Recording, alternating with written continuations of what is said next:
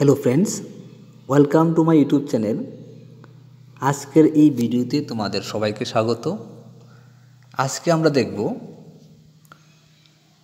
একটি গুরুত্বপূর্ণ প্রশ্ন। সেটা হচ্ছে, দেখো এই যে প্রশ্নটা দাগ দিলাম, টিকমার্ক করলাম, সংবিধান কি? সংবিধানের কয়েকটি বৈশিষ্ট্য লিখো, সংবিধানের উদ্দেশ্য বা কাজগুলি লিখো। তো এই যে প্রশ্নটা, এই প্রশ্ন কিন্তু খুব আমাদের কমন প্রশ্ন।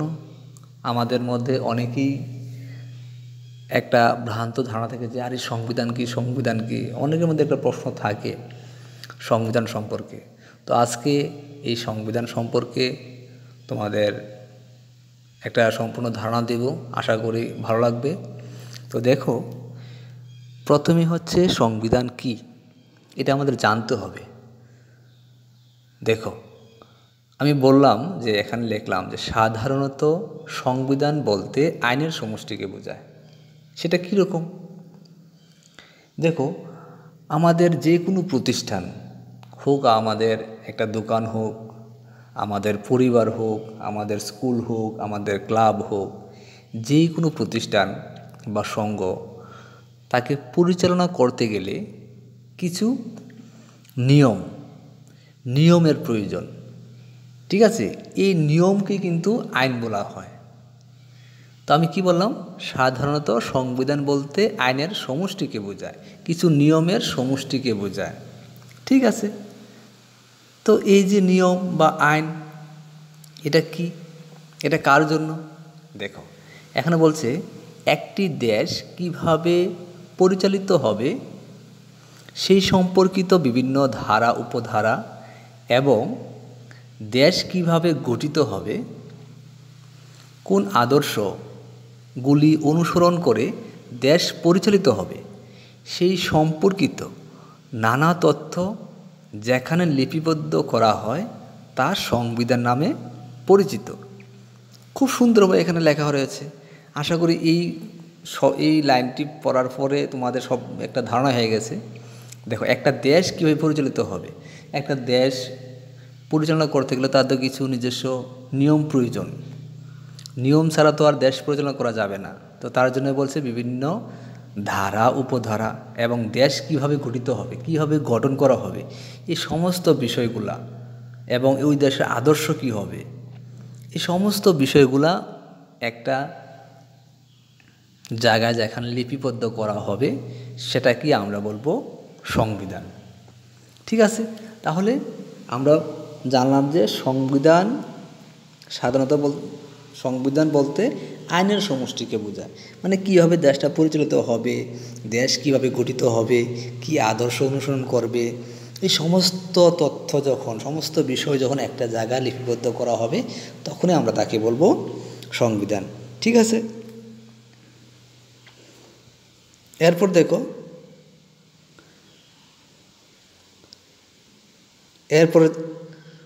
পরের যে প্রশ্নটা, সেটা হচ্ছে এই যে দেখো, সংবিধানের বৈশিষ্ট্য সেটা কি? দেখো, প্রত্যেকটি মানুষেরও কিছু না কিছু বৈশিষ্ট্য থাকে, সব কিছুরই কিছু না কিছু বৈশিষ্ট্য থাকে। এরকম সংবিধান প্রত্যেকটি দেশের সংবিধানেরও কিছু না কিছু বৈশিষ্ট্য থাকে। ঠিক আছে, তো এখানে প্রথমে আমরা যেই পয়েন্টটা আমরা তুলে ধরেছি সেটা হচ্ছে, দেখো, 1 নম্বরে সংবিধান হলো একটি আইনমূলক ধারণা। আমরা প্রথমে বললাম আইনের সমষ্টিকে সংবিধান বলা হয়। এই যে আইনমূলক ধারণা, এটার মধ্যে সম্পূর্ণভাবে একটা নিয়ম থাকে, যেটাকে আমরা সবাই, ছোট বড়, ধনী বড়লোক যা আছে সবাই, ছেলে মেয়ে, পুরুষ স্ত্রী, সবাই আমরা সেটাকে মেনে চলতে হয়। ঠিক আছে, এটাই হলো সংবিধান। সংবিধান হলো একটি আইনমূলক ধারণা। সেটা হচ্ছে নিয়মের মানে ভাণ্ডার থাকে একটা, সেটাকে আমরা সবাই, সেই নিয়মটাকে সবাই মেনে চলতে হয়। ঠিক আছে, তাহলে এই পয়েন্টটা বুঝতে পারছো। তাহলে তারপর দ্বিতীয় পয়েন্টটা দেখো কি বলছে এখানে, সংবিধান হলো দেশের বড় আইন, অর্থাৎ বা সর্বোচ্চ আইন। সংবিধানকে আমরা দেশের সর্বোচ্চ আইন হিসাবে আমাদের যে কোনো দেশে কার্যকর হয়। আমাদের দেশেও সংবিধান দেশের সর্বোচ্চ আইন, মানে এর উপরে কোনো আর আইন নেই। এই সংবিধানে যা লিপিবদ্ধ থাকবে তাই হচ্ছে আমাদের জন্য নিয়ম বা আইন, সেটা আমাদের সবাইকে মানতে হবে। সে আইন ভঙ্গ করলে আমার যেমন শাস্তি হবে, ঠিক একটা বড়লোক শ্রেণীর মানুষও শাস্তি হবে। মানে সুন্দরভাবে সেখানে লিপিবদ্ধ থাকে যে আইনটা কীরকম হবে, নিয়মটা কীরকম হবে, সেই নিয়মটা কিন্তু দেশের সবার জন্য সমানভাবেই থাকে। ঠিক আছে, তাহলে বুঝতে পেরেছ, সংবিধান হলো দেশের বড় আইন, মানে সর্বোচ্চ আইন। তারপর যে পয়েন্টটা সেটা হচ্ছে, দেখো, সংবিধানের মধ্যে রাষ্ট্র চরিত্র প্রতিফলিত হয়। দেখো, একটা রাষ্ট্র বা একটা প্রতিষ্ঠান কিভাবে চলবে, কিভাবে মানে তার কার্যাবলী, তার দেশের বৈশিষ্ট্য, নিয়ম কি, এই সমস্ত বিষয় সংবিধানের মধ্যে লিপিবদ্ধ থাকে। অর্থাৎ আমরা সংবিধান, যে কোনো দেশের সংবিধান আমরা পড়লে আমরা বলতে পারবো ওই রাষ্ট্রের চরিত্রটা বা বৈশিষ্ট্যটা কীরকম। ঠিক আছে, তারপর আমরা দ্বিতীয় পয়েন্টে, আরেকটা পয়েন্টে যাই, পরের পয়েন্টে। দেখো এটা কি বলছে এখানে, সংবিধান সরকারের মূল কাঠামো এবং গঠন ব্যবস্থা ঠিক করে। দেখো, প্রত্যেকটি দেশের তো কিছু সরকার রয়েছে, এই সরকারের বা সেই সরকারের কাঠামোটা কীরকম হবে, এর গঠনটা কিভাবে হবে, কিভাবে সরকার পরিচালিত হবে, কিভাবে নতুন সরকার আসবে, নতুন সরকার গঠন হবে, এই সমস্ত বিষয়, সরকারের কার্যাবলীর সময় কতটুকু, এই সমস্ত বিষয় এই সংবিধানের মধ্যে লিপিবদ্ধ থাকে। তাই বলা হয়েছে যে সংবিধান সরকারের মূল কাঠামো এবং গঠন ব্যবস্থা ঠিক করে, এই যে পয়েন্টটা। ঠিক আছে, তারপরের পয়েন্টে দেখো কি বলছে, রাষ্ট্রের মধ্যে কে সার্বভৌম ক্ষমতার অধিকারী। একটা রাষ্ট্রের মধ্যে সার্বভৌম মানে হচ্ছে সর্বোচ্চ ক্ষমতার অধিকারী, এবং কিভাবে এই ক্ষমতা ব্যবহৃত হবে, কিভাবে এই ক্ষমতা ব্যবহৃত হবে সে বিষয়েও সংবিধান নির্দেশ দেয়।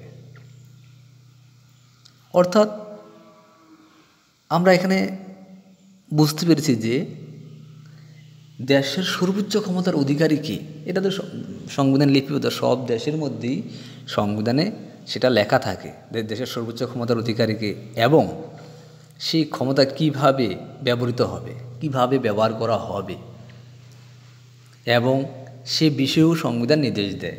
মানে সমস্ত বিষয় সংবিধানের মধ্যে লিপিবদ্ধ থাকে, যে কার ক্ষমতা কতটুক, কার ক্ষমতার সময় কতটুক, মানে সমস্ত বিষয় এই সংবিধানের মধ্যে লিপিবদ্ধ থাকে। তাহলে আশা করি আমরা এই যে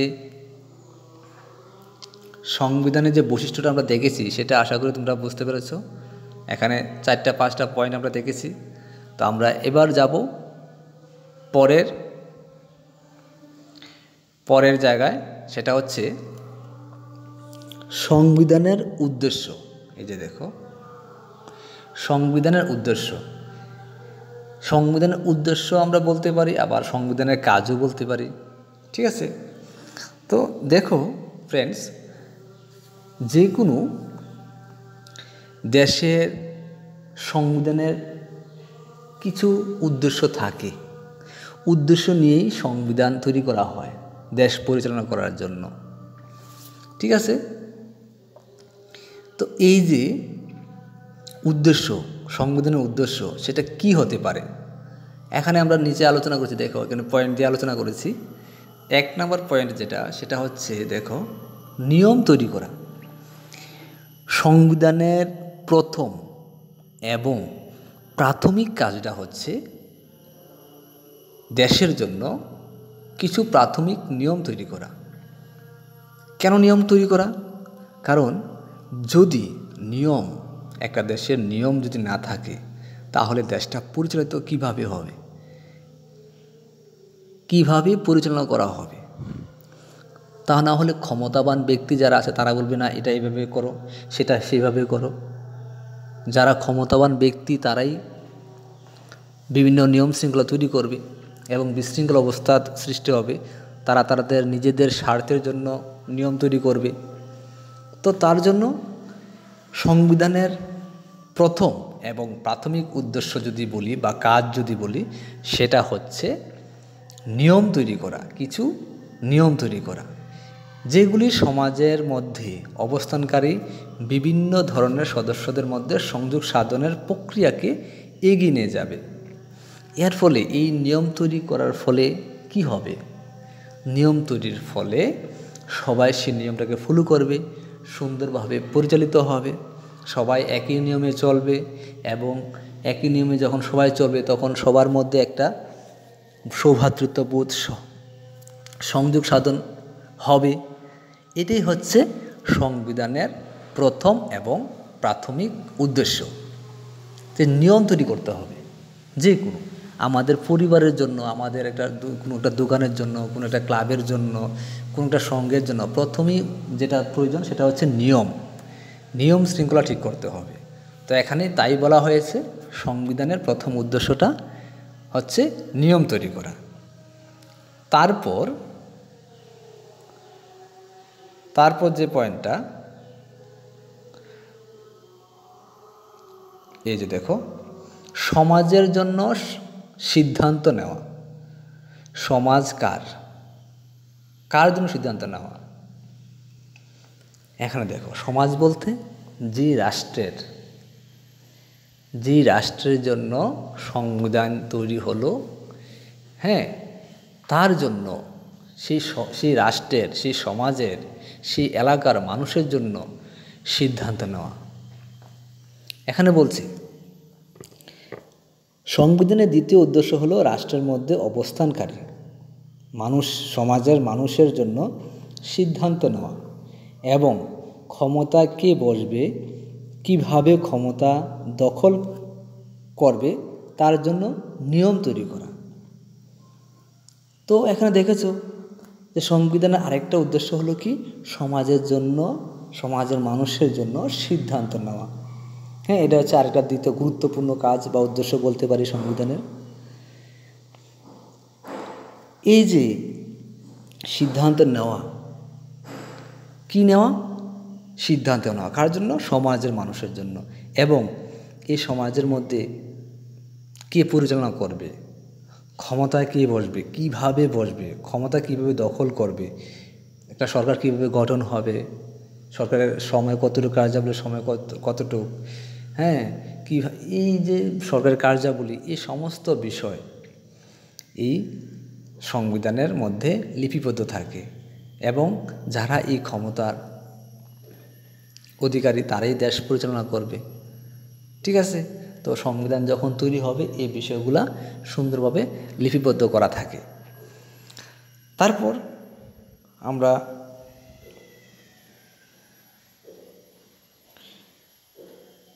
যে 3 নম্বর পয়েন্ট, সেটা হচ্ছে নাগরিক ও সরকারের ক্ষমতার উপর সীমাবদ্ধতা আরোপ করা।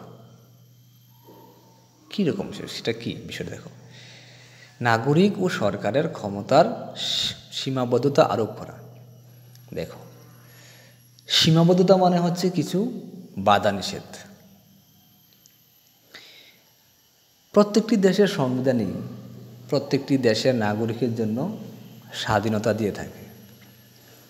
এবার এই যে স্বাধীনতা আমরা পেয়ে থাকি, সেই স্বাধীনতা যখন আমরা ভোগ করব, তখন সেই স্বাধীনতা ভোগের ক্ষেত্রে কিছু নিয়ম বা বাধা থাকে যে কিভাবে আমরা স্বাধীনতা ভোগ করব।